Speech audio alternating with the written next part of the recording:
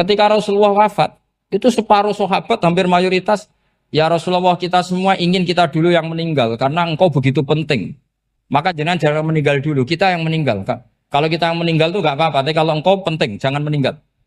Tapi ada saja sahabat, lah tidak seperti itu. Saya suka Rasulullah meninggal dulu. Alasannya masuk akal. Biar Allah menyaksikan saya kama usaddikuhu hayyan usaddikuhu maitan. Allah biar menyaksikan saya iman kepada Nabi ketika masih hidup. Dan saya buktikan setelah mati pun, setelah meninggal pun, setelah wafat pun, iman. Jadi ternyata baisnya itu supaya orang tahu bahwa iman kita kepada Nabi itu iman yang super. Jika ketika beliau sugeng ya kita iman, setelah wafat juga kita iman. Kai usaddikuhu maitan kama usaddikuhu hayyan. Supaya saya mentasdikkan beliau setelah meninggal sebagaimana kita mentasdikkan beliau saat masih hidup. Dan ternyata Allah ridho dengan perkataan sahabat itu. Kenapa Allah ridho? Karena menjadi pelajaran bagi orang-orang yang ditakdir gak menangi Rasulullah SAW. Tetap mereka ini. Jangan kayak setan. Setan itu kurang ajar betul oleh iblis itu. Masyhur itu. Iblis itu nangis-nangis neng Nabi Musa. Iblis itu takutnya sama Allah itu luar biasa. Sampean kalah. Iblis itu setiap ketemu malaikat karena dia ngerti alam gaib, mesti apa itu? Kama sali syaitani id qala lil insani kfur falamma kafara qala inni bari'um minka inni akhafu wa rabbal alamin. Jadi setan iblis itu paling sering bilang inni akhafu wa rabbal alamin karena iblis itu tahu surga, tahu neraka, tahu kekuasaannya Allah. Jadi takutnya sama Allah luar biasa. Makanya setiap dia mengajarkan kekafiran, setelah orang itu kafir gimana? Inni bari'um minka inni akhafu wa rabbal alamin. Saking takutnya sama Allah, suatu saat iblis ini datangi Nabi Musa. Karena tahu Nabi Musa itu kalimullah. Orang yang bisa komunikasi langsung dengan Allah. Ya Musa ya kalim Allah, saya ini makhluk. Saya takutnya sama Allah luar biasa. Tolong rayukan Allah supaya nerima tobat saya. Karena dirayu terus lama-lama Nabi Musa bilang, oke, tak rayukan Allah. Sama Allah. Karena Musa kekasihnya, ya Allah, iblis punya ingin tobat. Tolong dikasih hak tobat. Kata Allah, oke. Dia bisa tobat. Asal mau sujud di makamnya Nabi Adam. Karena kesalahannya dia gak mau sujud sama Nabi. Semenang Nabi Musa karena ada cara untuk iblis menjadi tobat. Dikasih tahu sama Nabi Musa. Alhamdulillah kamu diterima tobatnya. Syaratnya apa? Sujud ke kuburannya Nabi Adam. Wah iblis ya tahu aslinya terus. Asjuduhu maitan wa qatla asjuduhu hayyan. Oh zaman urip aku ora gelem, mbok nek wis mati. Oh dasar setan itu. Zaman urip aku ora gelem wis mati mbok kon sujud. Kumat maksudnya terus ya sudah terus sampai sekarang akhirnya. Kalau sekarang sudah tidak mungkin lagi karena nggak ada Nabi Musa. Jadi ijtihadnya sahabat melihat wafatnya Rasulullah itu beda-beda dan ternyata semuanya diridhoni Allah. Karena ternyata yang suka Nabi wafat dulu adalah ingin supaya umat Islam tetap mencintai beliau. Iman sama beliau, tasdik sama beliau. Sebagaimana tasdik zaman sugeng. Makanya kita harus mencintai guru-guru kita. Uhibbuhu maitan kama uhibbuhu hayyan. Saya sampai sekarang itu ya merasa Mbah Mun itu tidak meninggal. Saya masih merasa kalau bapak saya tidak meninggal. Karena kita mencintai beliau-beliau ketika hidup dan ketika wafat itu sah. Karena beliau-beliau sama kita juga seperti itu. Rasulullah itu ketika mendekati wafat, ya bahasa halusnya intaqala ila rafiqil a'la. Itu Nabi kalau ngedikan tuh rileks sekali. Hayati khairun lakum wa wafati khairun lakum. Cong aku nak uripku ya apik. Engko nak aku wis kapundhut ya apik. Fa amma hayati fali asunna lakum as-sunan.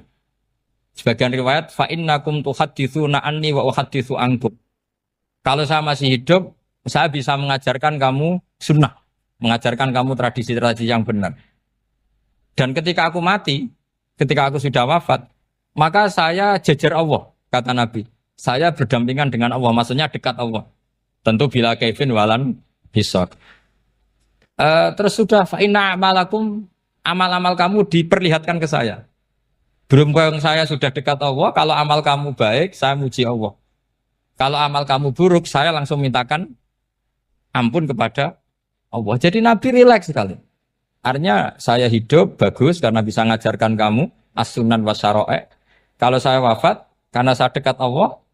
Kalau kamu baik, saya muji Allah. Kalau kamu buruk, saya mintakan ampun kepada guru-guru kita juga seperti itu. Justru setelah wafat, beliau-beliau punya kesempatan dekat sama Allah, dekat sama Al-Malail A'la sehingga mendoakan apa? Nah terus kata Sayyid Muhammad, wala taqulu lima yuqtalu fi sabilillahi amwat. Kamu jangan pernah berkeyakinan atau berpendapat atau berkomentar kalau orang-orang yang mati fi sabilillah adalah berstatus apa? Mati, amwat. Kalah. Terus kata Sayyid Muhammad, hadza li amatis syuhada. Ketentuan ini bagi umumnya syuhada. Artinya gini, umumnya syuhada saja tidak berstatus amwat. Apalagi hadza Rasulullah, sayyidul syuhada, sayyidul anbiya, sayyidul mursalin. Tentu tidak pernah berstatus amwat.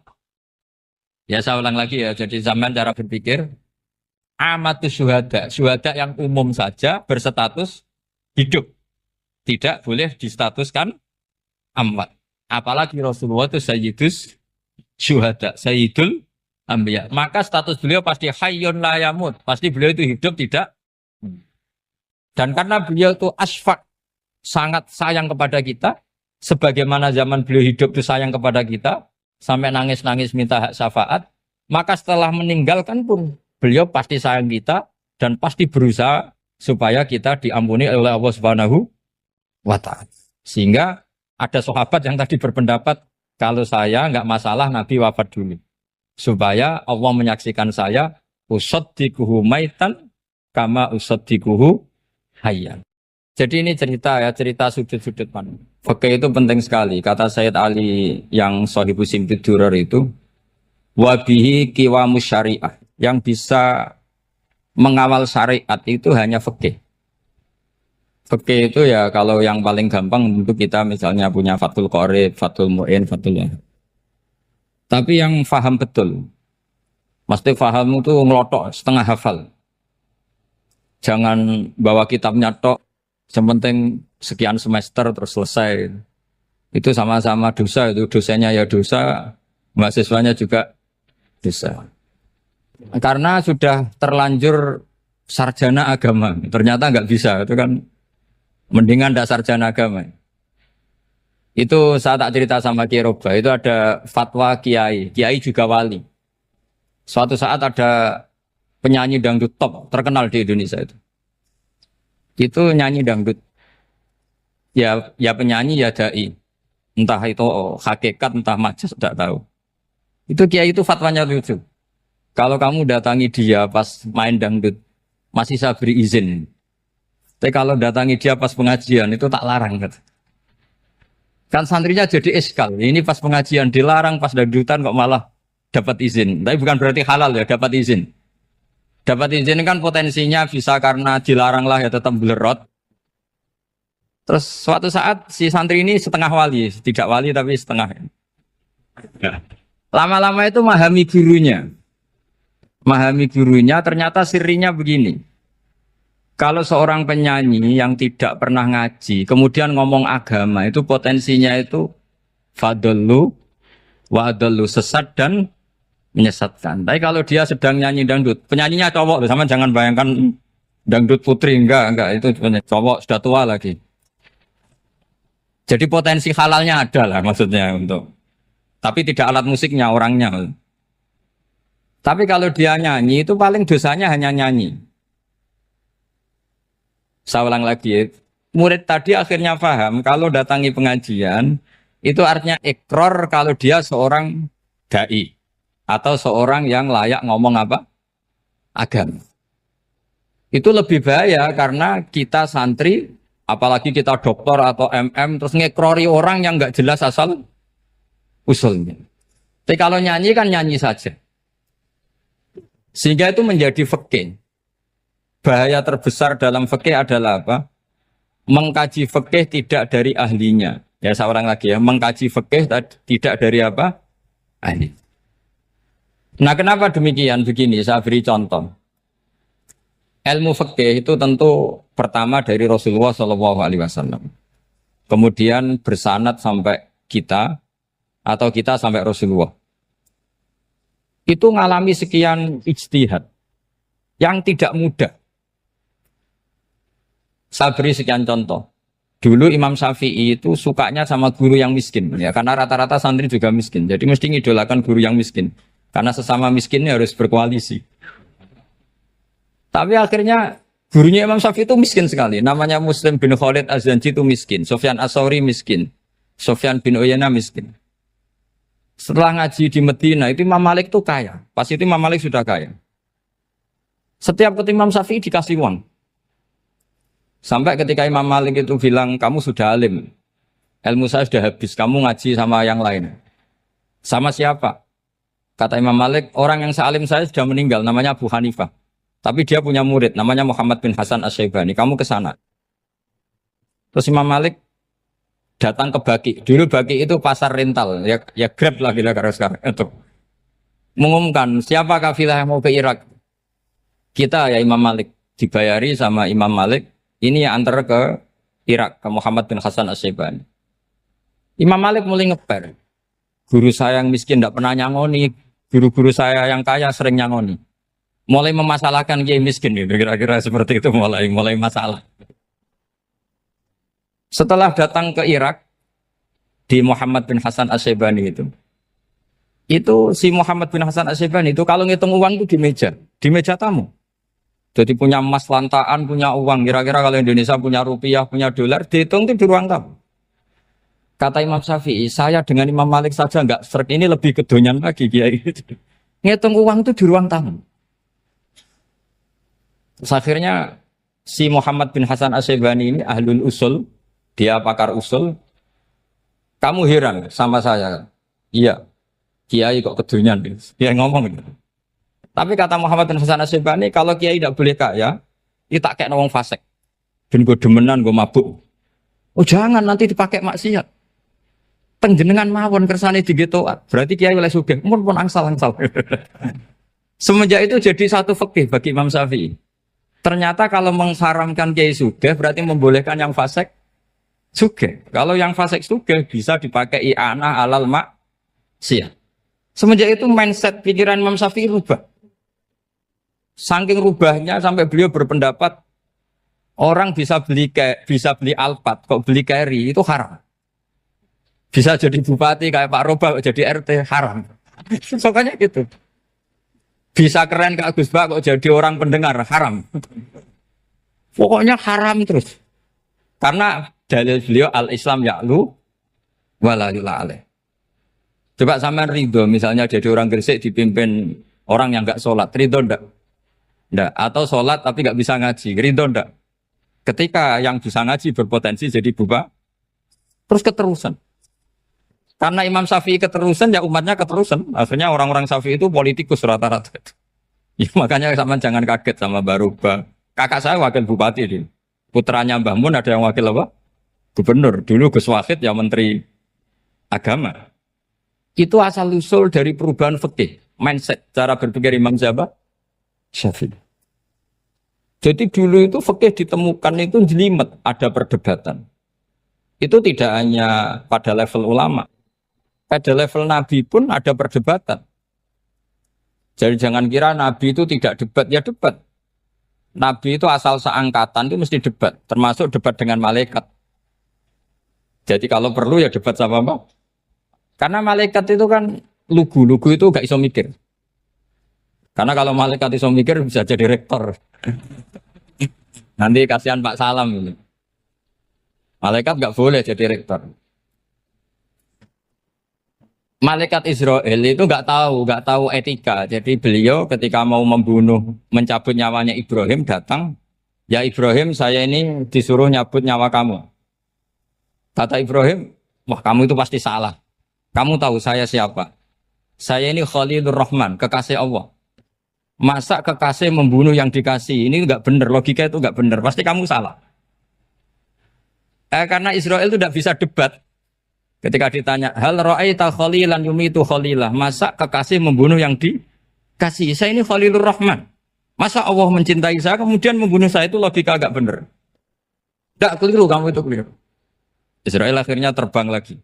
Ya Allah, katanya logika saya ini salah. Karena masa kekasih membunuh yang dikasih. Karena Israel nggak pernah sekolah, nggak pernah sekolah. Nggak bisa dia jawab. Akhirnya diajarin Allah. Dah kamu bilang gini ke Ibrahim. Hal ra'aita khalilan yakrahu ayyalqa khalila. Masa kekasih tidak siap ketemu yang dikasih. Dibalik logikanya. Akhirnya datang lagi ke Israel. Kata Allah begini, masa jenengan kekasihnya tidak siap ketemu yang kau kasih. Oh ya ya oke mati gak apa-apa. Jadi ilmu itu ngalamin perdebatan. Jadi saya datang murni karena Kiai Mas Buhin, bukan karena MC. Itu dosa besar kalau saya datang karena MC. Karena saya punya kewajiban yang lebih besar. Jadi yang bisa mengalahkan adalah a'dzama minhu, yang super besar kira-kira. Karena jelas ada riwayat inna min abaril birri silatar rojuli ahla wuddi abi. Ya, inna min abaril birri silatar rojul ahla wuddi abi. Di antara kebaikan yang sangat baik adalah seseorang menyambung teman bapaknya. Padahal sampean kan nggak mungkin teman bapak saya. Teman saya aja nggak mungkin, nggak level apalagi bapak saya kan. Jadi malah mohal itu. Saya berkali-kali cerita di mana-mana cerita. Fikih itu harus dievaluasi. Karena ini masalah furu'iyah. Saya berkali-kali cerita di mana-mana cerita. Hukum berteman orang fasik gimana? Pasti orang jawab haram karena takut ketularan orang fasik. Tapi kalau dibalik, hukumnya bina orang fasik gimana? Ya baik, umatnya Nabi. Bisa bina kalau berteman. Kamu bisa bina orang fasik tanpa berteman? Gak bisa. Jadi kalau dibalik, hukum berteman orang fasik gimana? Haram. Hukumnya bina orang fasik? Baik. Bisa bina kalau berteman. Berarti berteman orang fasik? Ya terus nanti pada level lapangan sih gampang. Kalau yang soleh membina yang fasik, dan yang fasik ketularan yang soleh, maka ternyata kalau yang soleh ketularan fasik, ya berarti ternyata buruk. Tapi kan hukum masa nunggu kenyataan, kan jadi nggak hukum. Di mana-mana hukum itu kan ada asumsi, karena ini masalah ijtihad. Nah itu yang dilakukan para ulama kita. Jadi sampean harus mengkaji fikih secara detail, karena tidak hanya kita yang khilaf. Nabi-nabi juga khilaf dalam menentukan dakwah ilallah. Wali-wali kita kayak Abdul Hasan Asyadili sama Sayyid Abdul Al-Haddad, itu juga. Imam Ghazali ya khilaf. Imam Suyuti itu kalau ketemu Al-Qastolani itu saling tidak nanya, saking nggak cocoknya. Masyhur itu. Jadi ulama ora cocok. Bedanya nak saiki perkara partai. Kalau orang dulu enggak. Karena pakai asumsi. Pakai asumsi karena memang susah. Ndak misalnya memang tak bedai, tak beri yang di ndak misalnya ada orang rukuk kemudian kentut. Itu sholatnya batal apa enggak? Enggak, jawab saja. Enggak, orang sholat kemudian pas rukuk kentut atau kelihatan auratnya, sholatnya batal apa enggak? Batal. Itu keliru nih sampean, itu salah dosennya mesti itu. Pertanyaannya gini, yang dikatakan sholat itu kan aqwalun wa af'alun muftatahatun bitakbir muftatamatun bitaslim. Lalu ketika sampai rukuk apa sudah namanya sholat sehingga kamu katakan batal? Namanya sholat aja belum kok sudah kamu katakan batal gitu.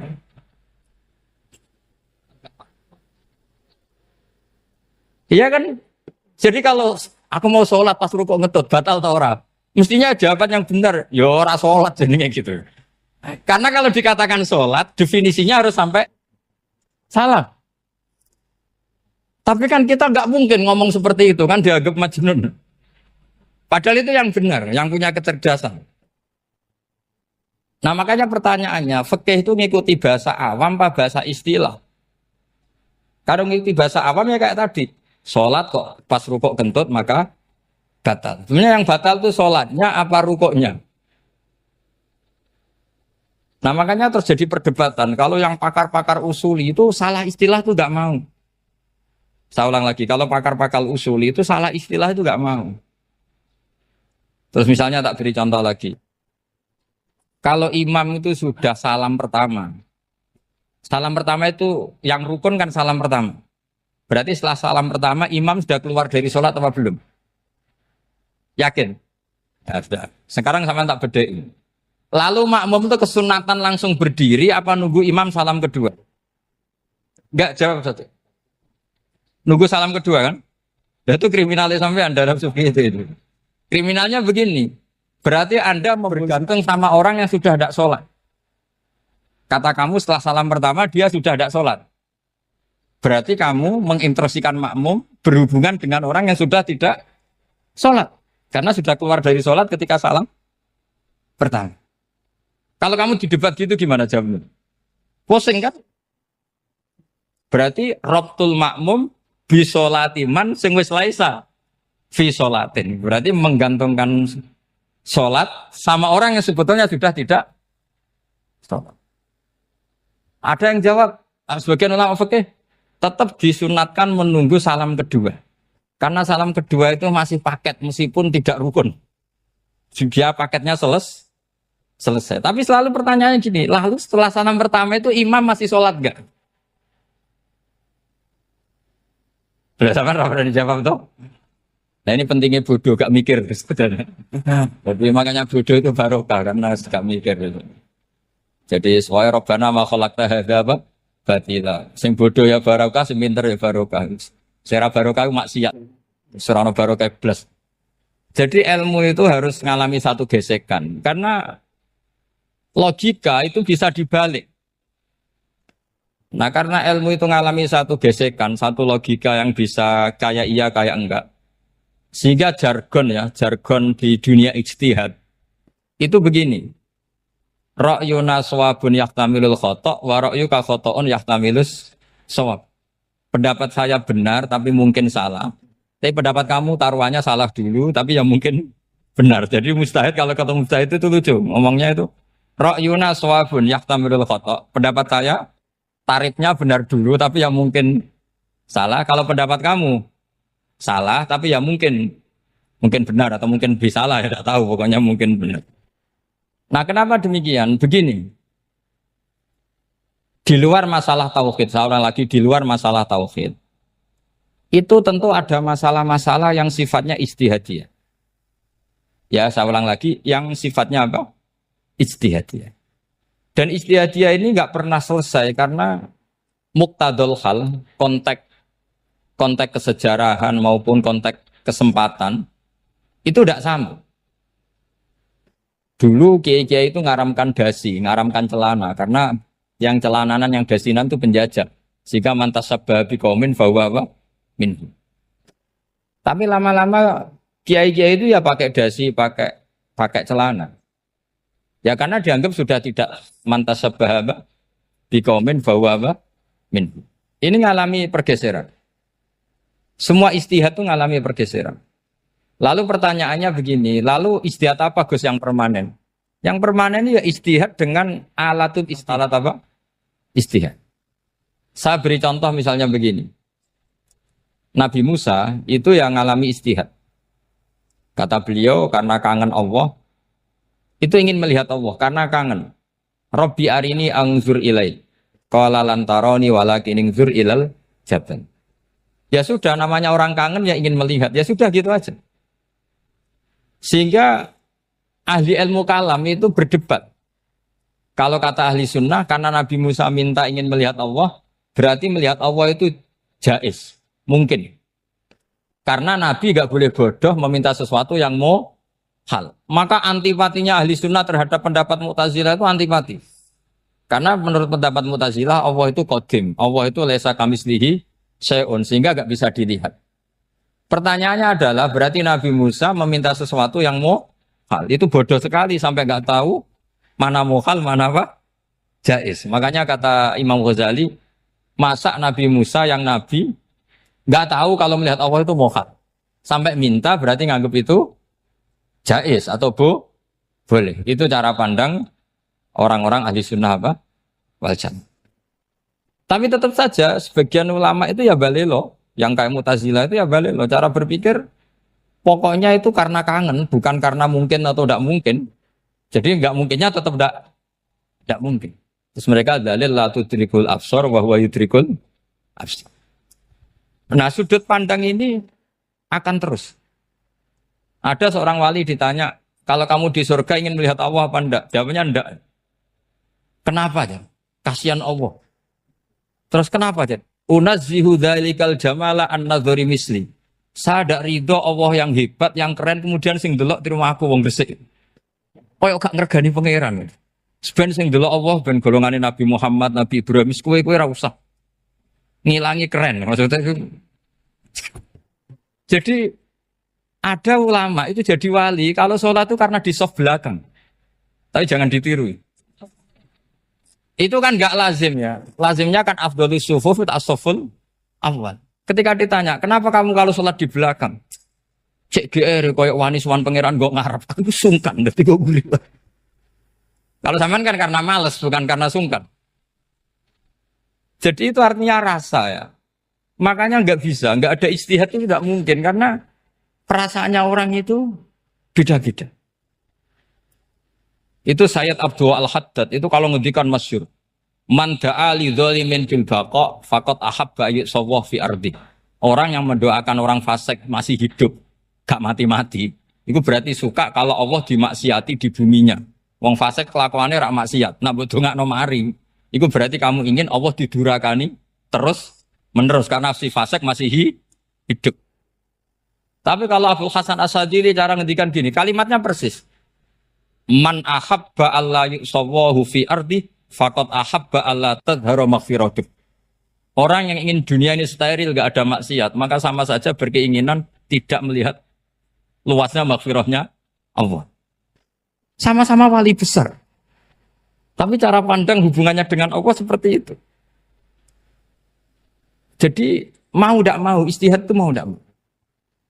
Makanya tidak usah dipertentangkan misalnya cara berpakaian, cara apa. Yang penting sesuai aturan Islam ya sudah. Karena ini urusan rasa. Urusan apa? Rasa. Itu Syekh Hasan Basri itu sering jagongan sama Robiah Hadawiyah. Itu secara fikih salah. Tapi pas itu ulama fikih ditanya, kenapa Anda tidak komentar terhadap dua wali besar yang sering ketemu? Andai kan semua santri seperti itu akan saya halalkan, Gatot. Karena nggak mungkin punya nafsu. Sehingga fikih dulu memang masih asli. Kamu lihat di takrib misalnya, lelaki melihat perempuan itu nggak boleh kecuali sekian alasan. Termasuk boleh itu li taklim karena mengajar atau lil muamalah. Ini yang mulai masalah. Ada warung kopi, penjaganya cantik. Santri-santri ngopi. Ini lil muamalah katanya. Kan kasus ini. Mau disalahkan tuh ada takbirnya. Mau dibenarkan ini jelas fasik kan, jelas fasik. Jelas fasik. Maksudnya sudah fasik sebelum itu ditambah itu, jadi fasiknya permanen. Nah pertanyaannya adalah, kalau kamu ngajar mbak-mbak, kemudian hafal yang cantik yang enggak, itu taklim li nazar apa nazar li taklim? Itu taklim apa modus?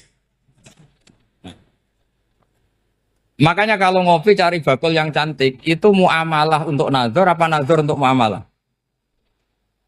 Loh kalau saya ngopi dengan kirobah pasti halal. Karena begini, berjalan saja, bareng capek, nggak tahu itu warungnya siapa, terus berhenti ngopi. Kebetulan bakulnya cantik. Nah itu mungkin halal, karena kan saya nggak milih-milih. Ingin ngopi kebetulan bakulnya cantik. Kalau kamu kan nggak apal daftarnya. Wah itu mesti haram itu, mesti haram itu. Karena berarti kan kamu menjadikan ngopi ini modus. Gue jagani nak takok pangeran. Lo kok nazar? Muamalah Gusti, muamalah. Itu mesti modus. Maka fikih itu harus dikawal oleh tasawuf. Kalau ndak, semua hukum fikih bisa diakalin. Makanya Imam Bukhari punya satu bab namanya Kitabul Khiyab. Bab mengkhilaf fikih. Beliau itu antinya sama Abu Hanifah itu luar biasa. Nggak ada ulama dibenci Imam Bukhari kayak Abu Hanifah. Masyhur itu. Untungnya beliau nggak menangi Abu Hanifah. Kalau menangi geger terus ini. Bisa bahsul masail terus. Itu Abu Hanifah itu ulama yang suka khilaf. Khilaf itu ngerekayasa hukum. Misalnya begini. Saya ini puasa agak lemes. Ujian agak lemes. Apalagi kiai, serapati di duit, santri beling-beling lemes ini. Apa mangan itu kan, wah, poso-poso kok mangan kan gak keren. Supaya saya bisa makan dan halal, saya bisa ngajak Kiai Robai ya jalan-jalan. Jalan-jalan nyari yang jarak 2 marhalah, ya sudah. Terus bisa makan. Kalau ditanya Allah kok makan? Musafir. Jadi bolehkah insya'us safar menciptakan pergi demi untuk supaya boleh iftar? Boleh enggak cara jenengan? Enggak boleh, alasannya apa? Kan pergi. Perginya juga enggak maksiat. Itu khilaf. Tapi Sayyid Muhammad, Abuya Sayyid Muhammad, Muhammad bin Alawi, Sayyid Muhammad, itu membela Abu Hanifah. Artinya membela jangan semua khilaf itu diharamkan.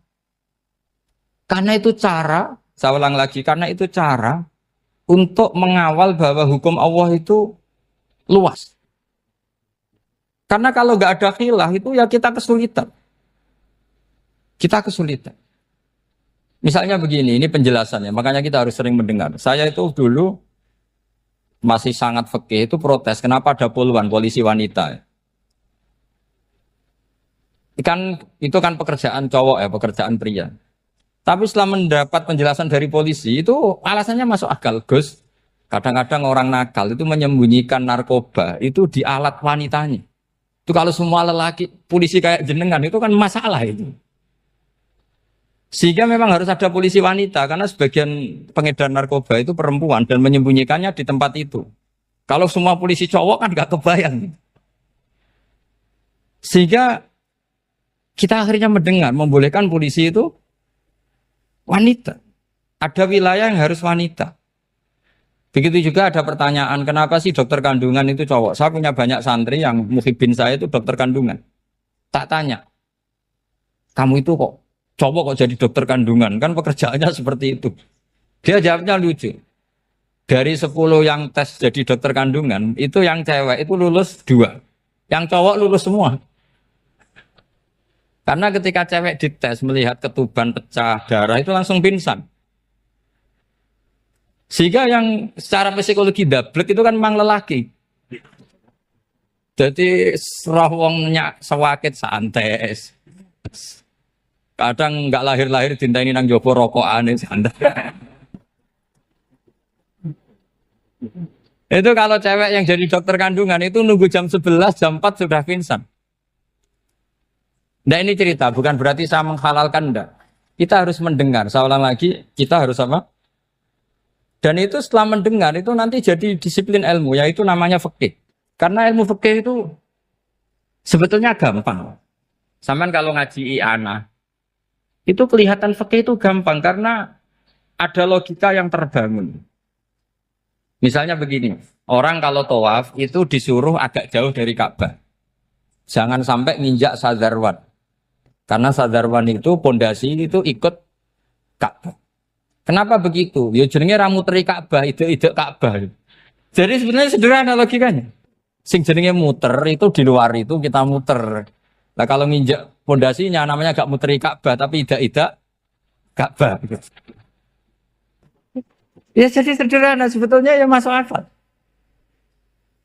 Jadi fikih itu tidak ada yang iskal, sebetulnya masuk akal. Tapi karena kita nekuni itu tidak serius, maka terus jadi paradok. Saya beri contoh lagi, ini sebagai penghormatan saya sama Kiai Mas Bukin, karena ini sudah namanya fakih. Kalau ada ayam jago ditabrak truk, terus kejet-kejet, adekan dibiarkan pun mesti mati.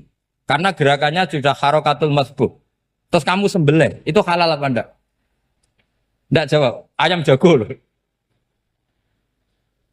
Kalau kamu katakan halal, dia sudah tidak punya hayatun mustaqirroh, kehidupan yang permanen. Andai kan kamu biarkan pun 1 menit lagi meninggal. Kejet-kejet kan prosedur saja. Maksudnya pantasnya mati ya kejet-kejet sih, tapi sebetulnya sudah pasti mati. Maka ini ada 2 ulama. Kalau kata Imam Malik tetap namanya halal. Karena ruhnya masih di situ, sehingga ketika kita nyembelih, ya nyembelih hewan yang hidup. Yang namanya nyembelih itu pokoknya mematikan yang punya roh. Sementara saat itu rohnya masih di situ. Meskipun 1 menit lagi pasti. Tapi kalau mazhab Syafi'i enggak, ini sudah harokatul masbuh. tidak punya hayatun mustaqir. Sehingga dalam perdebatan ulama fikih itu lucu, kadang ya gampang-gampang mangkel nol. Misalnya begini, kalau ada anak lahir tidak ada amaratul hayat, nggak nangis, nggak bernafas, sunat disolati apa enggak? Siktun sing layas tahindu walayas langsung lahir langsung mati, nggak ada amaratul hayat. Ora tahu mikir tuh. Itu tidak wajib disolati. Alasannya, ya kan memang sholat alal mayit kan tidak pernah hidup. Di mana-mana mayit itu setelah hidup mati. Ini kan tidak pernah hidup. Namanya ya atau lahmin, ya potongan daging itu aja. Enggak. Jadi kadang fikih diwaca tenan jebule mangkel no. Terus ketika di kitab Minhajul Thalibin itu, kalau kamu keluar mani itu wajib mandi enggak? Wajib kan? Kalau keluar mani inzal itu kan wajib mandi. Nah kenapa nifas atau wiladah keluar bayi? Kenapa ibu-ibu kalau keluar bayi wajib mandi? Alasannya lucu. Li'annal walad maniyun mun akidun. Ini kan wis mani cuma mengkristal. Jadi kadang fikih mangkel. Apa ya? Sembrono gitu. Masuk wajib mandi wiladah itu karena apa? Li'annal walad maniyun mun akidun. Niku mani sing wis mengkristal. Mani sing wis jelalatan lah lahir nangis macam-macam. Jadi ternyata karena kenapa fikih butuh alasan? Nyari hadis tentang keluar anak mandi itu enggak ada yang sorry. Yang ada adalah tentang inzal. Innamal ma' minal. Akhirnya dicari-cari ternyata walad itu maniyun menakid. Lah ini problem fikih. Sampean harus siap dengan pelajaran seperti ini. Meskipun sampean mungkin wong priayi, tapi ini ilmu. Ya, saya ulang lagi, ini ilmu. Sehingga ulama itu mau tidak mau harus mau mendengar. Karena logika yang terbangun itu nunggu kalau mendengar kayak tadi. Nabi malaikat Israel baru sadar, masa kekasih bunuh yang dikasih. Masuk akal juga Israel. Kalau sama sampean sih nggak nerima tetap selonang-selonang ini masalah Ibrahim Khalilur Rahman. Sehingga kita di alasan fikih itu harus kita dengar.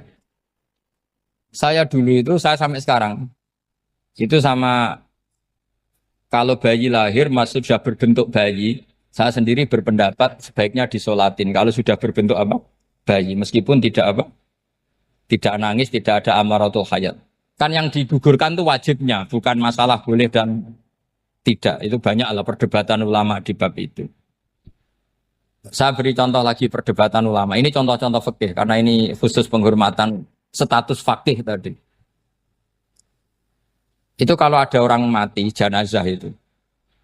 Jenazah itu kalau sholat, itu kan umumnya jenazah di depan, kita nyolati di belakang. Itu yang mengatakan begitu ya tidak punya alasan, ya taunya mulai dulu begitu, di mana-mana nyolati jenazah, jenazahnya di depan. Tapi di kitab Makhali jelas diterangkan, kata kaul sani tidak wajib. Alasannya ya lucu, fa innal janazah laisat bi imamin. Jenazah itu tidak imam, kenapa harus di depan? Kan kacau kan? Lu coba alasannya di depan apa? Dia ada imam kok. Nah barokahnya fikih itu, sehingga kita melihat di Arab Saudi sekarang, itu jenazah kan di belakang. Tapi kita tetap nyolati apa? Mayit. Kalau di Arab Saudi musim haji, itu jenazahnya di kamar mayit, tapi kita nyolati. Itu satu-satunya takbir ya tadi, fa innal janazah laisat bimanzilatil imam. Tapi jangan praktekkan, nanti dia kepaliran sesat. Saya hanya cerita ilmu, jangan praktekkan. Kalau dipraktekkan masih jadi aliran sesat. Mono jenazah ning mburi mame kok ngarep aliran sesat. Sebetulnya bukan sesat tuh. Uji coba fikih. Ya karena tadi fa innal janazah laisat bimanzilatil. Bukti lagi kalau sampean sholat ghaib. Sholat ghaib itu misalnya mayitnya di Surabaya, boleh enggak sholat ghaib di sini? Terus jenazahnya di belakang kamu apa depan kamu?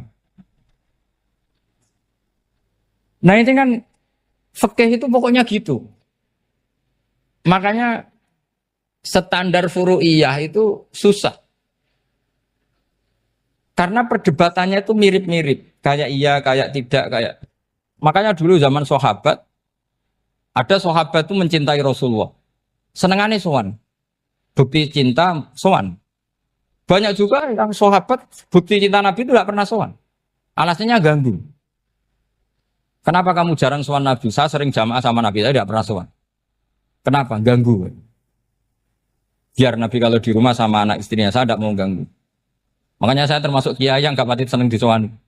Karena ya itu tadi. Kalau ngulang seneng saya, kalau disowani biasa saya. Kalau Kiai Roba itu nilai, nak pernah sepuh jadi rasuan nilai. Jadi beda. Saya sering ditilii Kiai sepuh. Tapi bahasanya tentu tidak sowan, tapi nopo nilai. Kalau sowan itu maka kan nafkah itu seperti itu. Jadi ada disiplin di situ, ada disiplin ilmu. Yang kadang kita tidak cocok. Makanya Imam Syafi'i sendiri ngendikan kadang beliau dengan gurunya dengan Imam Malik sampai ngarang ikhtilafu Malik. Beliau punya data yang beliau itu sedang nggak sama dengan gurunya, yaitu Imam siapa? Malik.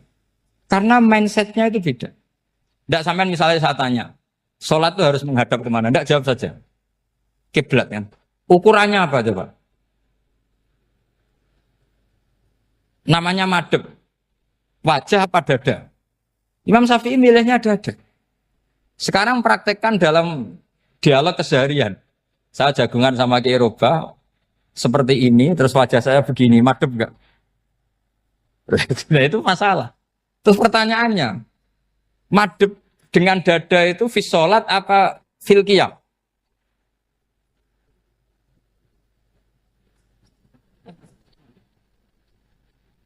Loh enggak, kalau fis sholat pas sujud dada kamu madep mana coba? Kamu enggak pernah mikir kan?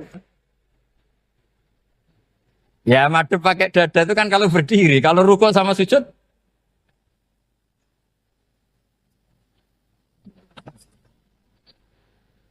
Loh itu ulama itu jelimet gitu. Makanya jarang yang menekuni profesi ulama itu. Karena menekuni proposal banyak, karena memang susah. Jadi ulama itu orang yang cara berpikir sudah aneh. Sehingga mereka detail. Maksudnya menghadap itu apa? Ukurannya kalau berdiri ya dada, tapi nggak bisa kamu katakan atawajjuh bisodri aturan dalam sholat, fikuli sholat. Pertanyaannya lah kalau rukuk sama sujud, dadanya menghadap kemana coba? Maka itu ilmu yang sudah jelimet. Nah ulama usul fikih, ulama yang nggak mau salah per detail hukum.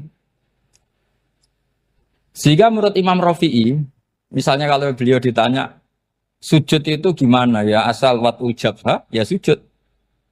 Tapi kalau murid Imam Nawawi harus melibatkan 7 apa? Anggota, yaitu al-jabhah, wal yaden, wal rubaten, wal qadamain. Oke, Imam Nawawi kita ikuti. Tentu keseharian kita pakai Imam Nawawi. Yaitu berdasar hadis umirtu an asjuda ala sab'ati a'jumin al-jabhah, wal yaden, wal rubaten, wal qadamain. Berarti berapa? 7. Tapi pernah saya cek di kitab karangannya Imam Syafi'i ketika beliau ngendikan saya suka kalau orang sujud itu melibatkan 7 anggota berdasar hadis ini. Tapi kata beliau wayah tami itu dan bisa saja sujud yang watul jabhah itu sudah cukup. Kata Imam Syafi'i, limada karena Nabi ketika sujud itu hanya ngendikan begini, sajadalaka wajhi wa sam'i wa basori. Gak ada di hadis wayadi, warubati, wakodami. Ya sudah akhirnya. Nah, itu sudut pandang. Terus gugatan kedua begini. Ada orang Muslim yang sujud sama berhala. Untuk menjadi murtad itu harus 7 anggota apa cukup atul jabah halal ardi. Untuk sah menjadi murtad itu. Untuk sah menjadi murtad cukup atul jabah halal ardi harus 7 anggota. Untuk keabsahan murtadnya itu. Tidak jawab. Makanya ini tugas dosen-dosen ini, meminterkan ini. Karena namanya sudah faqih. Faqih itu ahli faqih yang detail namanya faqih. Kalau ini mutafaqih. Jadi bukan tafakuha tapi tafakuha. Kayak tamarodon. Jadi wazannya nanti itu wal idhari ma laysa fil waqi'. Jadi ini bukan gojlok, ini memang marah saya ini. Jadi kalau sudah pakai gelar fakih, harus fakih betul. Nah, mohon, kalau mengkaji fakih itu harus detail. Minimal takrib itu setengah hafal. supaya konstruksi ilmu itu utuh. Saya sama lagi konstruksi ilmu itu, karena ilmu itu mesti ada yang apa ya? Ya rodok setengah salah itu, tapi disalahno ora kena. Ndak sampean tak bedheki, nak pancen bener langsung tak angkat jadi direktur. Nak bener tuh. Coba rukun sholat pertama itu apa coba? Rukun sholat pertama. Niat. Niat sama berdiri dulu mana? Ayo niat dulu baru berdiri, apa berdiri dulu baru niat? Berarti niat sama berdiri dulu mana? Rubah kan? Artinya kita mau bilang tartib, urutannya niat, berdiri, takbir, nggak bisa. Yang dikatakan niat itu apa? Qasdus syai' muktaronan bifi'lihi. Berarti niat sama takbir harus bareng apa urutan? Bareng. Terus dengan qiyamnya urutan apa bareng? Bareng apa urutan? Loh enggak, kalau urutan berarti takbir dulu, duduk, baru berdiri. Nah maka seperti ini itu mau tidak mau kita salah. Dikatakan tartib ya salah, dikatakan serentak ya salah. Cuma karena kita bodoh, gak tahu mikir itu. Alhamdulillah kan di situ itu.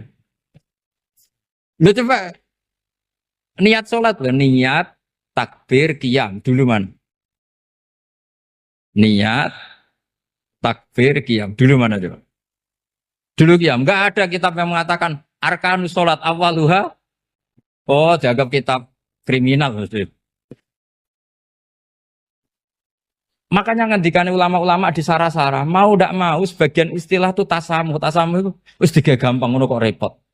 Karena kita tidak bisa detailnya. Coba misalnya puasa. Puasa Ramadan itu wajib apa? Tabiitun niat, nginep no niat. Sing darane nginep itu umure lama apa enggak? Lama kan? Sekarang sebelum 2 menit kamu baru niat, sah apa enggak? Sah. Itu sempat nginep apa enggak 2 menit itu? Enggak sempat kan? Jadi ilmu itu makanya kata ulama-ulama pokoknya ilmu itu mesti ono unsur tasamu. Tasamu itu ya tiga gampang. Apa? Tiga gampang. Misalnya Imam Syafi'i berpendapat mashu ba'dir roksi. Itu kata beliau walau sya'rotan fi hadir roksi. Meskipun satu rambut asal masih di wilayah kepala. Tapi kalau rambut itu dikeliwir, dibasuh di sini enggak sah. Karena sudah keluar dari batas apa? Kepala. Imam Syafi'i cara berpikir kan yes ngene iki jenenge basuh sirah. Tapi cara Abu Hanifah enggak. Ya enggak, yang namanya megang kepala itu ya minimal 1/4. Masa gitu dikatakan megang. Lalu ulama usul fikih itu berdebat. Sesuatu itu sesuai masodaknya. Masodak itu yasduku alaihi kadza, yaitu ini tadi saya cerita ke Ibu Khen tentang ngaji Jamul Jawamek. Ini ilmu yang di Jamul Jawamek. Sesuatu itu ukurannya mayasduku alaihi kadza apa dengan takrif definisi. Misalnya gini. Sholat itu batal dengan makan. Kalau kamu sholat, makan batal enggak? Enggak, jawab saja. Batal. Itu satu upo apa satu piring? Enggak, jawab saja. Satu upo sudah batal. Sekarang bab makan di ngormat tamu. Cong tamuku kaimangan. Iku sak upo apa sak piring? Nah ini kan enggak fair. Di bab tamu makan satu piring, tapi di bab sholat satu upo. Maka pertanyaannya, lalu penamaan sesuatu itu berdasar masodak, mayasduku alaihi ismu kadza, atau berdasar uruf?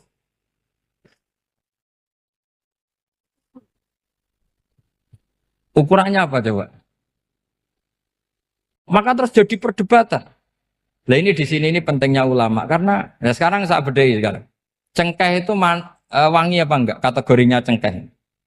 Wangi kan kalau orang bikin kue tar pasti pakai apa? Cengkeh, pakai wedang ronde supaya manis, apa wangi dikasih apa? Cengkeh. Nah itu saya berkali-kali cerita, pernah mau dipikirkan orang Islam juga boleh rokok karena dianggap pakai apa? Mewangi karena ada apa? Cengkeh. Tapi terus didebat, kalau gitu berarti orang Jumatan sunat rokok. Karena Jumatan disunatkan pakai pewangi. Wah itu kan, akhirnya tuh, wah iya repot ya kan. Jadi kalau cengkeh kamu kategorikan wewangen, yang orang Islam nggak boleh rokok karena pakai cengkeh yang wangi, konsekuensinya orang Jumatan sunat rokok karena berarti di masjid pakai apa? Pewangi. Kan sesat semua ya, jadi itu ilmu. Makanya selain fikih mateng, itu ada ilmu yang namanya usul fikih. Usul fikih itu yang neliti itu. Mayas duku alaihi kada. Jadi yus ngono iku darani ngono. Saurang lagi. Ngono iku wis darani ngono. Ora perlu roh detail. Ya, saya ulang lagi. Wis ora perlu roh detail. Makanya Abu Hanifah itu misalnya basuh wajah. Wis berketeluk ngene iki basuh wajah. Nek Imam Syafi'i kan detail. Mimba ini mana bitis syari sampai ila somahe uzunehi ila zakon. Terus mana bitis syari Imam Syafi'i nambah apa? Ghaliban. Kenapa ditambah ghaliban? Karena kalau orang budak mana bitis syarinya di sini. Jadi itu fikih. Jadi fikih itu jelimet. Padahal kita ini nggak pernah berpikir secerdas Imam Syafi'i, tapi akhirnya ya mikir juga. Agak ditambah ghaliban, mana bitis syarinya orang budak kan? Sini. Terus sekarang perdebatannya, orang budak basuh Mastur Roksi di sini sah enggak? Karena tadi itu wajah apa kepala gitu. Kan jadi bingung gitu. Ya makanya ini mukadimah saya supaya sampean lebih disiplin belajar apa? Fikih dan setidaknya didiskusikan lah kitab-kitab Minhajut Thalibin atau kitab-kitab Mahali. Karena di situ nanti ada perdebatan.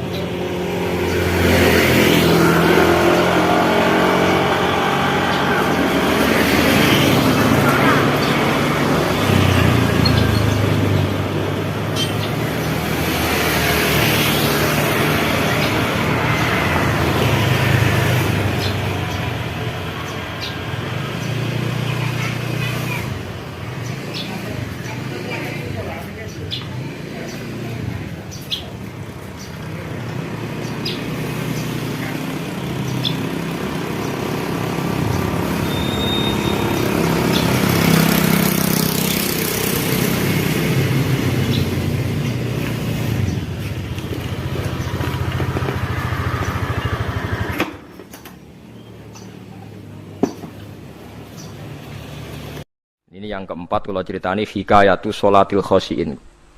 Saya baca di beberapa kitab Sayyidina Umar niku dipanah. Panah niku rak wonten mata pancing. Jadi nak melebu niku ditarik sakit, nggih. Nak ditarik napa? Sakit sekali. Ditarik dokter paling canggih pun sakit. Akhirnya Sayyidina Umar kondo, engkau tarik pas aku sholat. Aku nak sholat iku lali. Tenan pas beliau sholat ditarik uga ubah blas. Ditakok iku jenengan ora krasa blas ora. Mosok aku ning ngarepe pangeran eling pangeran krasa lara kan dadi aneh. Tapi alhamdulillah kowe krasa sing aneh ya kowe wong sowan pangeran kok roh ana wong liwat ya roh. Jadi Sayyidina Umar dadi khusuke Sayyidina Umar nganti dipanah ditarik wak kangelan. Lara. Pesen engko aku tarik pas sholat.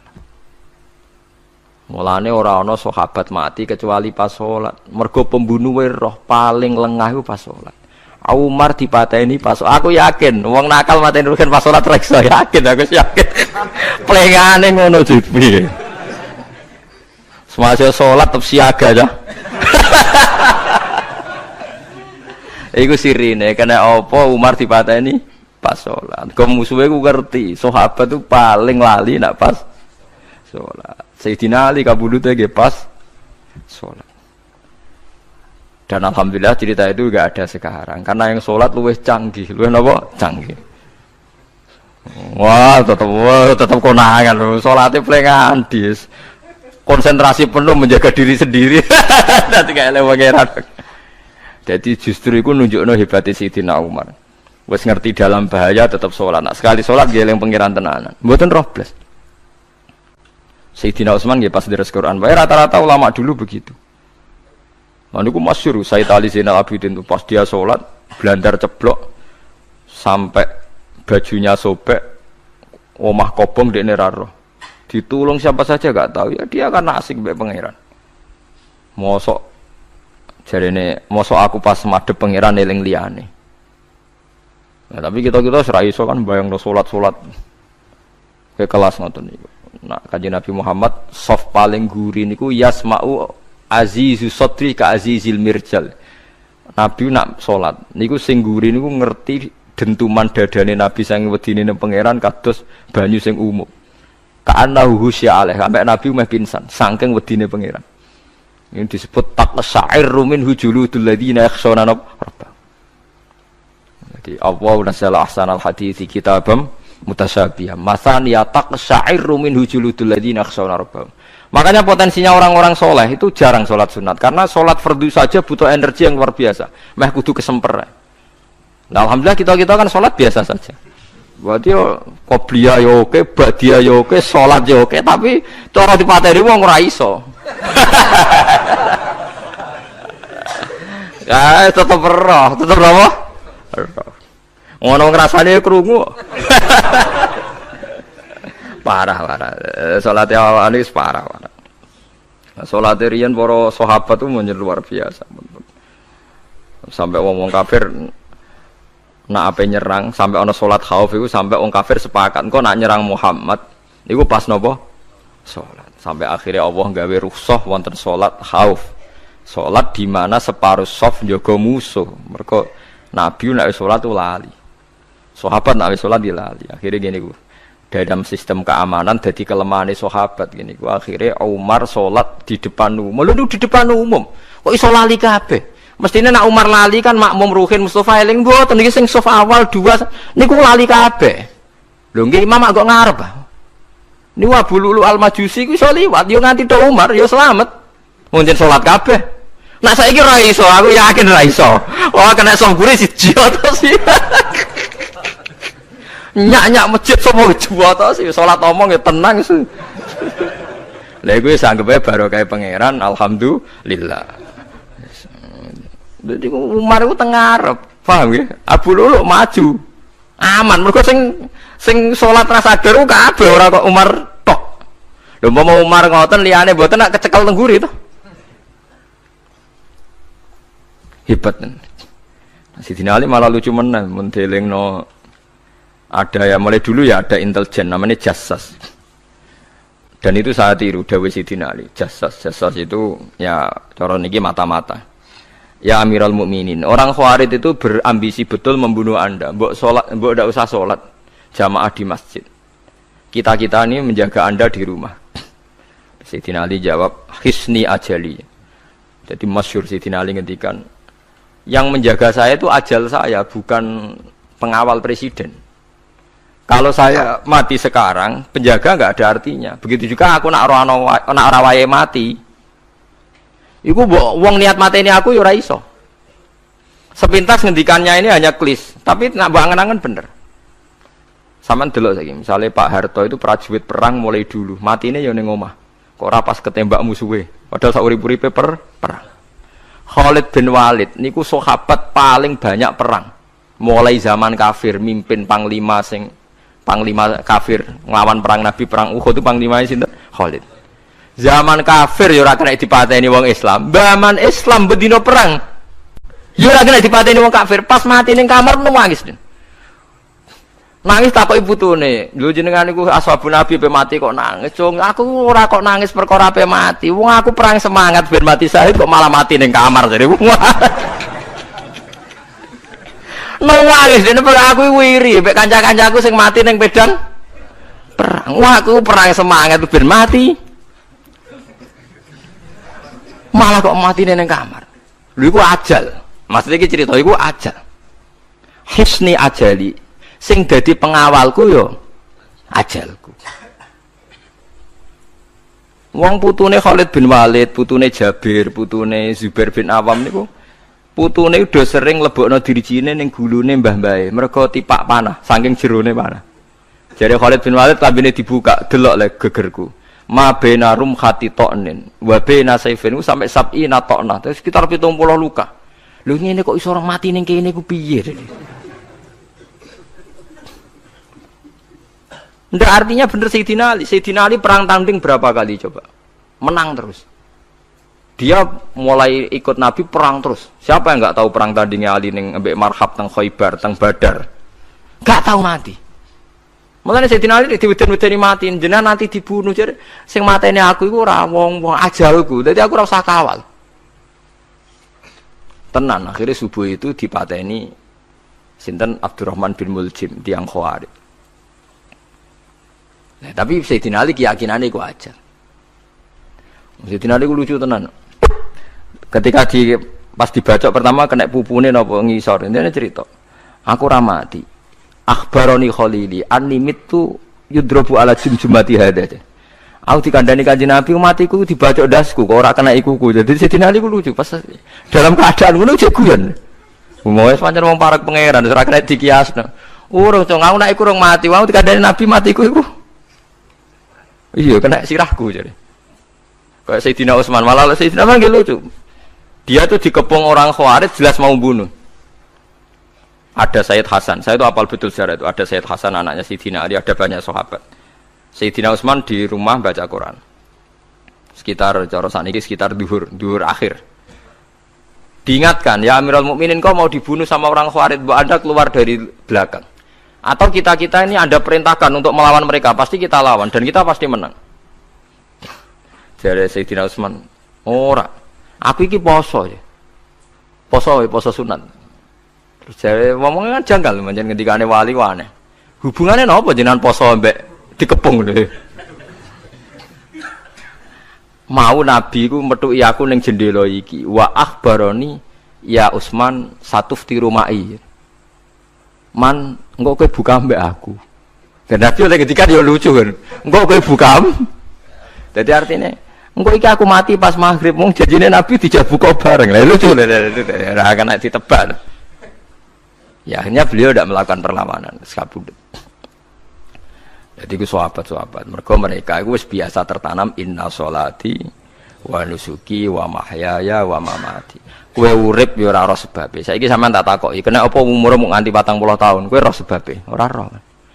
Kue aja anut dokter, anut wong-wong. Kita hidup karena kita sehat. Kalau Anda sehat terus hidup, kenapa Anda bisa menentukan durasinya? Kesehatan begini itu bertahannya berapa? Kan ya ora iso jelasno. Wong kerja sehat tidak urip, omongan kok ngono. Lah ya setelah sehat itu durasinya berapa. Kalau Anda pinter kan harusnya bisa ngitung. Ternyata kita tidak pernah tahu kan kenapa ada yang hidup 90 tahun, ada yang 40. Jadi walhasil kita urip yo ora ora sebabe, kita mati yo ora ora sebabe. Namung roh kabeh ku lillahi rabbil alamin. La syari kala. Mulane ketika ulama-ulama urip iku wis ibadah. Mergo kowe dadekno ngerti nek iku kersane Allah. Kowe mati yo wis ibadah. Angger kowe ridho, mergo iku nunjukno kowe percaya nyerah ambek kekuasaane Allah Subhanahu wa taala. Tapi nak urip pemprotes be Allah, matimu protes, kowe termasuk wong sing dihitabi Allah, kowe aja mengerakno aku, aja manggon langit bumiku. Malam yardo bi qodoi walam yasbir ala balai falyatub robban siwai wal yakhruj min tahti ardi wasamai. Jadi wong sing ora setuju keputusanku ngendikane pangeran, aja nganggep aku pangeran, aja manggon bumiku, aja manggon langitku. Lara gawe manggon ndi. Diusir presiden kok jek iso ngomong. Bumine sapa ngusir-ngusir, padha ora melok gawene. Nah diusir pangeran. Bar, oh. Suma inaku mongkono li sak temene sira kabeh badha dalika sause mongkono-mongkono kabeh iku lama yituna iku mati kabeh. Sause urip ge mati. Ya bolak-balik nunjukno kamu ndak siapa-siapa. Masa wong Amerika top ya mati, petinju sing kondang ya mati, para pembunuh ya napa? Mati. Cara Abu Bakar apa diobati ngoten. Ya Abu Bakar tak undangno dokter, engko ben jenengan mari. Takokane Abu Bakar, lah dokter iku mati ta ora jeng sampean nggih mati ya padha wae ya repot. Maulana Abu Bakar at-Tabib amrodone, dokter malah lara. Tapi ya coba tiru, nih ora makom. Takokan kok sini. Kalau undangno dokter, lah dokter itu iso mati ta ora jeng dari takokane. Nggih mati, Pak. Ya wis padha wae. Dadi ora usah udang. Mosok nambani wong nolak mati kok dekne ape mati? Ya tapi nganggo ilmu ngono ya dokter gak apa. Lo eman tuwa-tuwa tobat, tapi nakale wijek. Korban itu Sayyidina Utsman. Niku cerita tentang Ithaf Sarah Ihya. Ana wong niku makromah namanya sepuh Dorir jenenge. Wae jenenge Dorir, Ad-Dorir itu mripate wis picek. Riyen masjid niku saking pasir. Lah Dorir itu teng masjid kudu nguyu. Muni ainal hamam. Tailate iku ndi? Nek bareng ning tengah masjid ape nguyuh wis waper do bengok-bengok. Oh iku jek masjid. Nuaiman bae apik digandeng.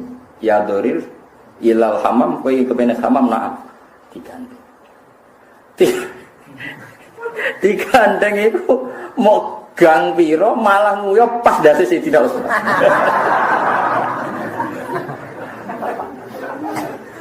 Pas iku Sayyidina Utsman iku Amirul Mukminin, wis presiden. Barang diuyohi wong bengok-bengok Amirul Mukminin. Ya bulu alaihi Dorir. Amirul Mukminin diuyohi sinten wong tuwa wong picek. Ngamuk no enak. Ngamuk sapa sing ndudono aku. Pancet meneh. Kowe kepengin ketemu Eman yo, aku nak ketemu petak duduk. Lha ngono iku dituntun neh. Pas Sayyidina Utsman salat. Iki lho jenenge nek masih duduk. Wong kok nakal nganti ngono.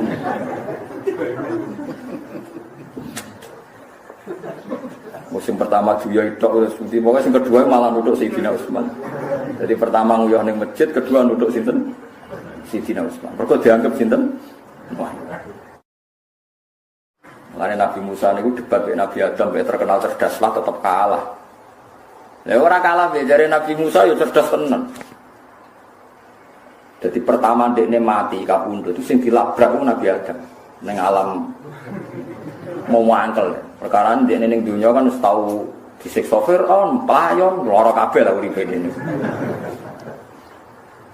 Ya Adam, ya Abul Basar. Jenengan bapake manusa tapi antal ladzi akhrajtan nas minal jannati wa asqaitahu.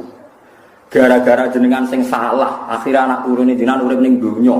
Akhirnya lara kabeh, utang barang macam-macam, gadekno BPKB macam-macam lah. Cara jenengan ra salah ku sak anak turune jenengan lahir ning swarga kan aman sentosa. Tapi gara-gara jenengan salah. Akhirnya kan lahir ning bumi, ana PHK, ana nganggur, ana UMR macam-macam kan. Ape mangane dadak nuntut napa? UMR repot sampai mangan itu ada gadekno BPKB kan repot urip ngoten niku. Jabe Nabi Adam seperti ya Musa anta kalimu wa kowe iku kalimu wa. Bukankah Anda belajar di Taurat nak sampeyan ono nabi? Ya ono. Iya, aku iku ditulis iku sedurunge salah pirang-puluh tahun. 40 tahun sebelum aku digawe iku ora ditulis nak skenarione aku salah terus ditakok bumi. Terus ning bumi nek wis rusak Allah ngutus para nabi. Sekiranya Allah iku gagal kabeh nek aku urip ning swarga, engko ora butuh nabi, ora butuh kowe barang iku. Dadi dhisik ndi salahku mbek catetane. Iki dhisik catetane lha ya wis kono salah nang pengiran.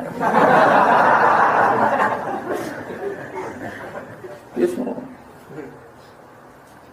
Di ben ro, dadi ilmu macam-macam. Jadi dia kudu roh ijtihad melani Imam Syafi'i ku ngindari fitnah. Alasannya Nabi Muhammad yo hijrah. Tidak selalu menghadapi musuh. Nyatanya dipindah teng Budi Yasrib. Kok musuh mbok hadapi terus kadang ya kesel tenan. Kadang-kadang ya Indo barang ya ono fitnah ya kadang-kadang napa Indo. Mulane ana taun ana penyakit kapageblek ku jare Nabi ojo mirip tapi nak kowe ning kono ya aja mirip. Tapi nak kowe ning bumi iki aja rono. Era Sayyidina Umar ana penyakit menular dene melayu. Dinyak wis sahabat-sahabat. Jenengan gawe ngono ana penyakit kok melayu. Berarti ak melayu sangka kodok. Kodar. Jadi Sayyidina Umar nafirru min qadarillah ila qadarillah. Aku melayu ngene iki dikodok pangeran. Nafirru min qadarillah ila qadarillah wa min qadarillah ila qada. Jadi aku melayu ini iki ya kodok-kodarin apa pas repot song pinter apa kandhani. Lan Abu Nawas iku wong paling manfaatno niku. Dadi dhekne kondo ning pasar bahwa anak asna minallah. Ora ono sugih kaya pangerane sugih. Wong seneng kontroversi. Nomor loro iku anak akrahul haqqo. Wa hibbul batil, aku paling gak seneng mbek barang hak. Paling seneng mbek barang apa? Batil. Akhire sing iso roh tebakanku tak kei hadiah. Tapi nek sing ra iso kudu ngeki hadiah. Akhire Harun Rasid ku melok nebak ora iso. Padahal raja. Akhire dene cerita. Sak sugih-sugih pangeran ora di anak, ora di bojo, ya ora di utang. Aku yo di anak, di bojo. Sengsara jalan. Terus dia muni wa anak akrahul haqq, aku ora seneng barang hak. Kok aneh barang hak kok kowe ora seneng. Sidine dalil al mautu haq wan naru haq. Jare mutir-mutir an-naru haq. Sopo sing seneng neraka? Mane aku ora seneng barang hak, mesti kan al mautu haq wan naru haq. Aku sing seneng mati sapa? Sing seneng neraka?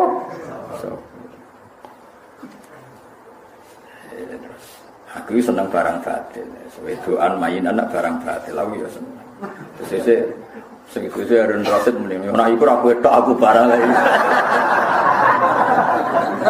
Akhirnya itu hadiah. Jadi di sini zaman Khalifah Harun Rasid itu ana Abu Nawas.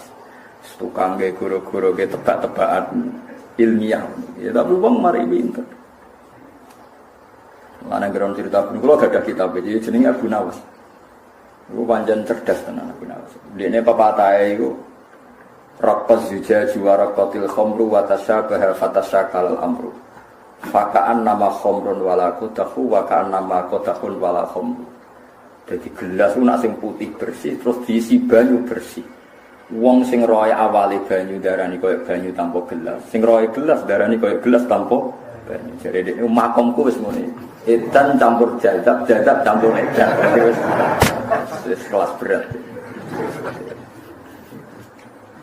Kok dene terkenal wali gara-gara Harun Rasid itu tahu mlaku-mlaku delalah roh amate pas atus. Ketok gegere mek rambut. Harun Rasid itu wong saleh. Zina rawani, ra zina kepengin. Terus ra iso turu. Orang ra iso turu ya iso tiru mau cerita aku iso tiru. Ora ra iso turu ngundang penyair. Sing iso nurono aku tak bayar. Akhirnya kuwabe cerita asik, akhirnya sakjak. Lho aku ora turu. Tak tak pecat ya. Ana sing cerita wasi, akhirnya asing ngrungokno dipecat meneh. Terakhir Abu Nawas, mulai setengah telu ngato ngono betul. Cek Abu Nawas, aku ceritani ben iso turu. Niku wonten semut niku mlebu kuping, penasaran iki ya. Bareng to jero niku mambu, kata curege. Terus medal.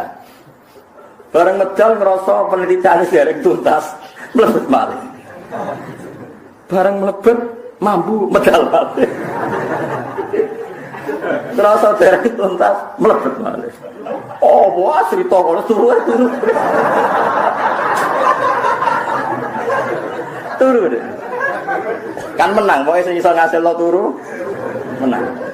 Bareng turu dikai hadiah dene mergo kasil napa? Kasil turu. Tapi terakhir ini bareng dikai hadiah tiang lanang kok rawang wedok ayu kok ngguri wis malah mari ra iso turu semuk mari pikiran tok bener-bener. Lah itu saya rasa itu. Lu kan nyincang aku. Mboten. Semenjak itu terkenal wali dia. Preman iki terkenal wali perkara ngerti sing terjadi ning dalam napa istana. Semenjak itu mesti mitos. Mbok piye nasibe apik ini. Aku ya ora roh nek iki ra ngerti-ngerti sairan-sairan ilahi lastulil firdausi napa alam dinisbatno ning Abu sinten. Nah, nasibe apik ini sak Indonesia nganggo pujian ilahi lastu jarine gabungane sinten? Abu Nawas. Ya hubungane mbek pangeran wis ndakek, Den. Gusti kula mlebu swarga ketoke mboten pantes. Tapi ya wala akwa ala nari zakim pun rokok mboten kuat. Wis aneh pikiran wis ngajak angel tok Den. Dadi kula mlebu swarga iku ora pantes. Ilahi lastu lil firdausi ahla. Kula niku mboten pantes mlebu swarga. Tapi wala akwa ala nari zakim. Mlebu neraka nggih ora kuat. Tersane pokoke dosa kula nggih kathah, tapi mosok sepurane jenengan kalah kathah. Wis mulai nuntut-nuntut mulai. Nggih dosa kula nggih kathah, mosok sepurane jenengan kalah kathah. Bar saiki. Wa intat faman nakti so. Kula pokoke ndodok lawangane jenengan terus. Mbok usirlah tetep teng mriki. Pokoke teng mriki. Terus kula sowan sinten malih nang mboten teng jenengan. Hasil dia nape mati itu susah perkarane seranding ngamal. Kondo anak-anake aku iku ngamalku mau nyalano wong Islam dadi seurip-uripku guyon. Saiki aku nak mati iku sereso guyon. Mulane ben aku tetep ngamal, gembokku mbek pintune kudu gedhe gemboke. Mana gerbong ziarah Abu Nawas wis wong gembok mbek pintu gedhe gembok. Iku wis terakhir amale dene.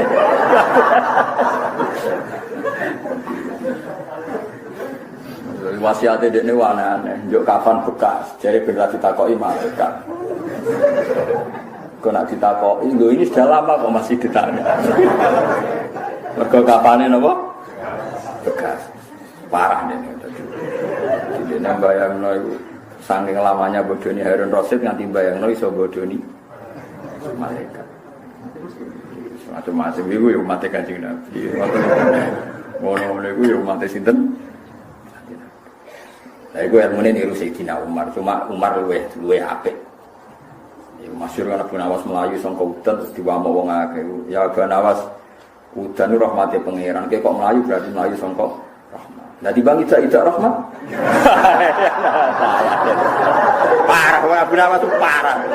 Pokoke ilmu ku runtuh, ning arepe dhekne ku runtuh. Wis rusak kabeh. Ya wong meneng ya piye sarep sitok. Tapi wong pinter.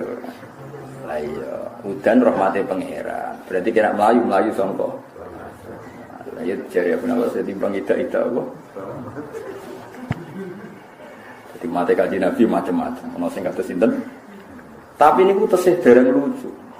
Tesih lucu no aiman. Nah niki mboten fiktif. Abu Nawas itu sebagian ceritanya fiktif. Kalau no emang punya saya punya kitab Mizahu Rasulillah, guyonane Kanjeng Nabi.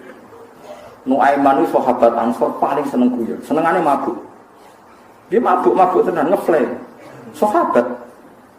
Niku tiap mabuk ya dijilid mbek Nabi, ditutuki sahabat ping 80, mergo nak mabuk diduduk. Tapi ya tetep mabuk. Lha senengane ku nek ana makanan-makanan enak diaturno Nabi. Engko angger sing dagangan iku akeh Nabi ya Rasulullah jenengan derek-derek kudu bayar, aja mangan tok. Iku kelakuan. Lha iku sing digawe dalil Imam Ghazali lan ahli sunnah ketika sahabat do maksudno Nuaiman. Ma aksara ma yutati. Alaika la'natullah. Kowe iku sik seneng ngakali Nabi. Seneng minum. Kowe iku dilaknati pangeran. Terus Nabi dawuh latal anuhu fa innahu yuhibbu wa rasulullah. Kejogeman nglaknati Nuaiman ngene-ngene seneng Allah lan seneng Rasul. Semenjak itu ahli sunnah berpendapat maksiat itu tidak menghalangi wong oleh seneng Allah lan Rasul. Karena ana wong rapati salat, tatonan, seneng maulidan, iki oleh gedhe. Wong maksiat oleh seneng Kanjeng. Wis ngono mazhab ahli sunnah. Nuaiman tuwa-tuwa tobat tapi nakale wijek. Kurbane Sayyidina Utsman. Niku cerita tentang Ithaf Sarah Ihya. Ana wong niku makromah namanya sepuh Dorir jenenge. Wae jenenge Dorir. Dorir itu mripate picek. Riyen masjid niku saking pasir. Lah Dorir itu teng masjid kudu nguyu. Muni ainal hamam. Tailate iku ndi? Nek bareng ning tengah masjid ape nguyuh wis papet do bengok-bengok. Oh iku jek masjid. Nuaiman bae-bae digandeng. Ya Dorir ilal hamam kowe kepene hamam naam. Digandeng itu mau gang piro malah nguyuh pas dase Sayyidina Utsman.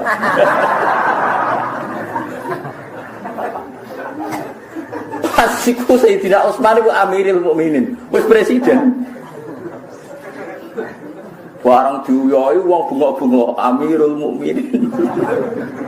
Ya bulu alaihi dzur. Amirul Mukminin diuyohi sinten wong tuwa wong picek. Ngamuk no enak. Ngamuk sapa sing ndudono aku. Pancet meneh. Kowe kepengin ketemu Eman yo aku nak ketemu petak duduk. Lha ngono iku dituntun neh. Pas Sayyidina Utsman salat. Iki lho jenenge nek masih duduk. Wong kok nakal nganti ngono.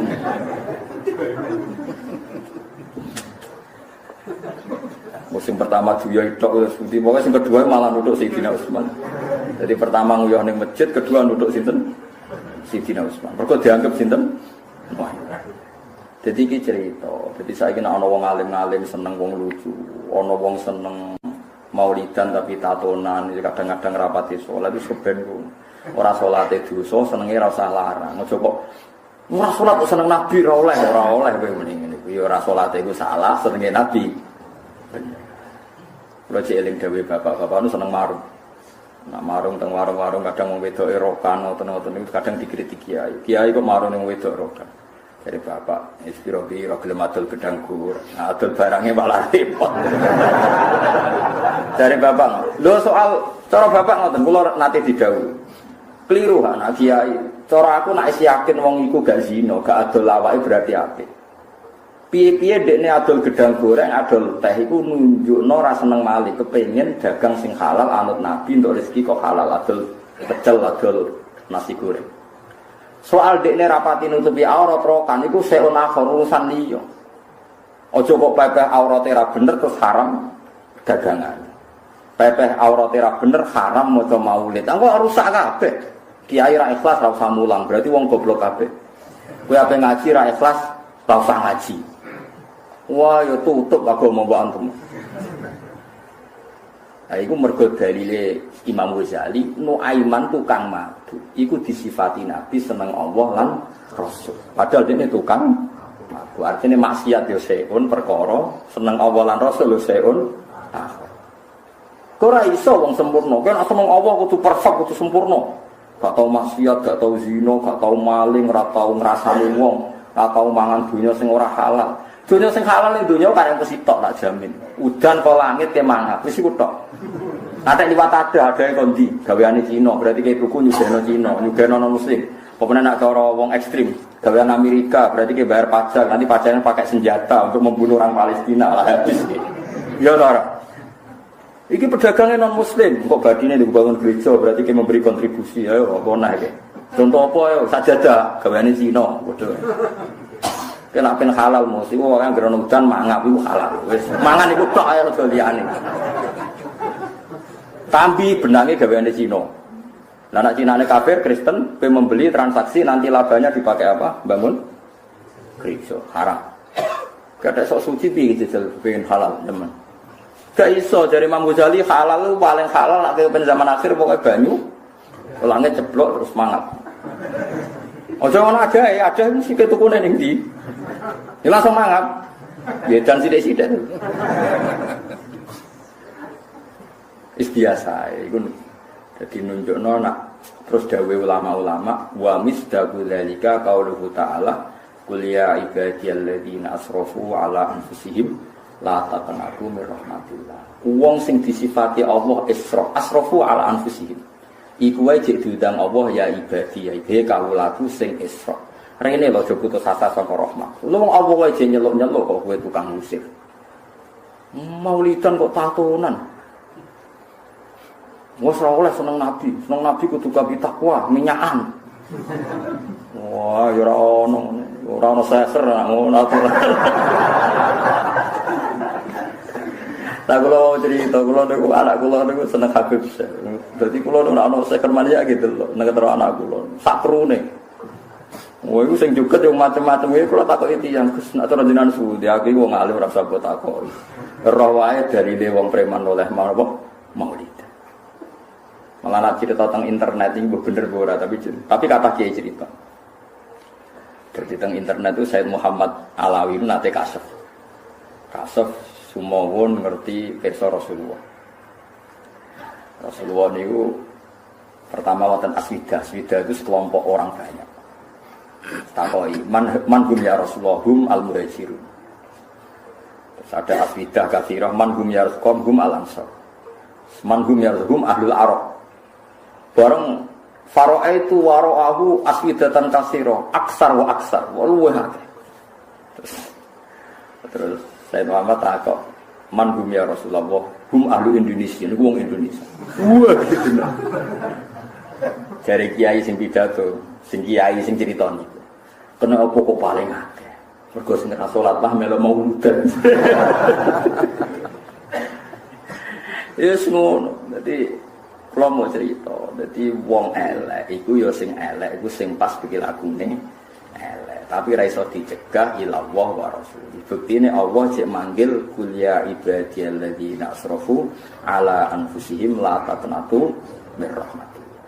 Kanjeng Nabi nek ana wong maksud nonu aiman gawe Nabi la tal anuhu fa innahu yuhibbu wa rasul. Jogeman kelanati no iman piye-piye seneng Allah lan rasul. Sen manusa aneh. Kulo sering dikonco fasik. Wong sing biasa fasik ning masjid, iku kon fasik ning klub yo ora gelem. Nu iman kon ngombe ning klub yo ora gelem. Ora lega ngombe arep pinggire Kanjeng Nabi. Lho piye iki jajan? Ora iso dekne urip wong wedok-wedok sing blodor ning klub gak iso. Mulane wong yo aneh. Lha wong fasik ora seneng kumpul wong fasik. Tak takok lho kowe kok ora tau kumpul wong fasik. Aku seneng kawur Nabi, tapi nek kon ra minum ra iso. Lah misale rak minum yo ora iso. Lah misale kumpul wong fasik ora iso. Kepengin awor Nabi kok kumpul wong fasik. Gak bingung tapi ngadepi ngene. Kadang kan preman-preman masjid. Kon preman perapatan ra gelem, pokoke senengane awor kiai. Siti premani ya seputar kiai. Wah yo bingung wong. Yo ngono apa gawe manusa wis ngene. Ben gawe tebak-tebakan. Lah Nabi Musa ku ngalami ngene. Wong soleh calon nabi dipakani Fir'aun.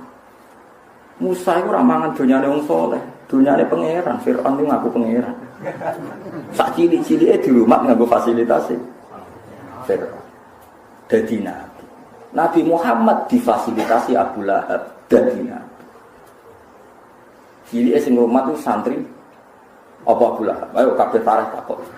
Sing rumah Kanjeng Nabi, NU Muhammadiyah apa Abu Lahab? Enggak jawab lah.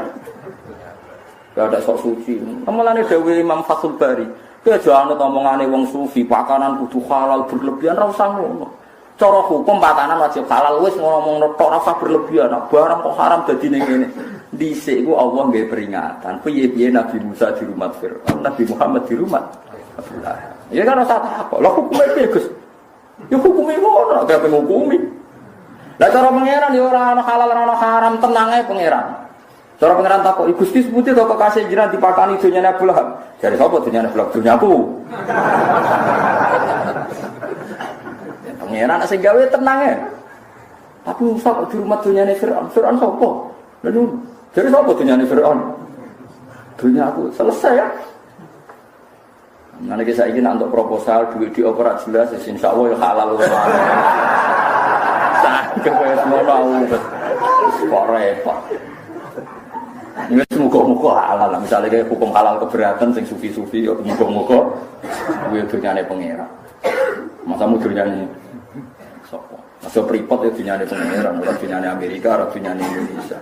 Ya ora diane Setia Novanto, kowe pangeran ana, ora ono sing duwe, ora wae presiden, ora wae wakil apa? Presiden wae pangeran. Niki penting kula aturaken ben kowe ora. Mazhab sufi iku wis tercerabut kotare. Dadi kayak kudu. Sufi iku bayangan wong ideal. Tapi nek Allah nggih tareh ora ngono iku. Musa iku dimaki-maki Firaun, alam nurabbika fina walida walabistafina min umurika sinin. Kowe cilik tak rumah. Kowe tak pakani nganggo fasilitasku kok saiki wani aku. Nabi Muhammad cilike di rumah. Ya semua pangeran kersane. Allah wis ngersakno ngono ki apa? Apa? Musa Samiri malah di rumah Jibril jadi. Tapi jadi berdua. Lagi masalah-masalah senyaman kudu. Semangane sampean sementing uripku ma'allah wa illallah wa fillah. Yakin dunia sing mbok pangan kok apa. Sementing ki aja nyolong, aja korupsi, aja zina. Wis soal pakanan-pakanan anggere sing ketok wis pangan. Biasa.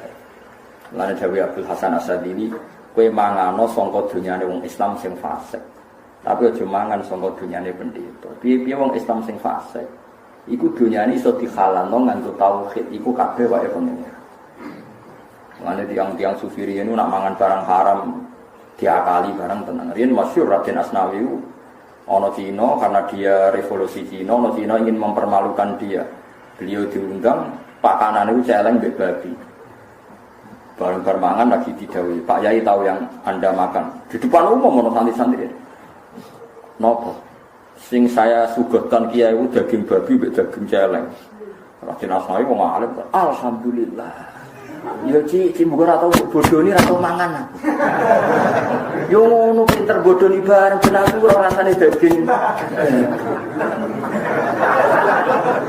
Kecewa cinane nyongkone beliau malu ternyata pedene ra karuan. Yo pangeran ana ape mari barang halal caca. Muga mangan aku ora haram. Nak haram ora rasane, gara-gara dibodoni. Halal kan ora ora. Kebetulan jadi mas ngakali wong ini serepot.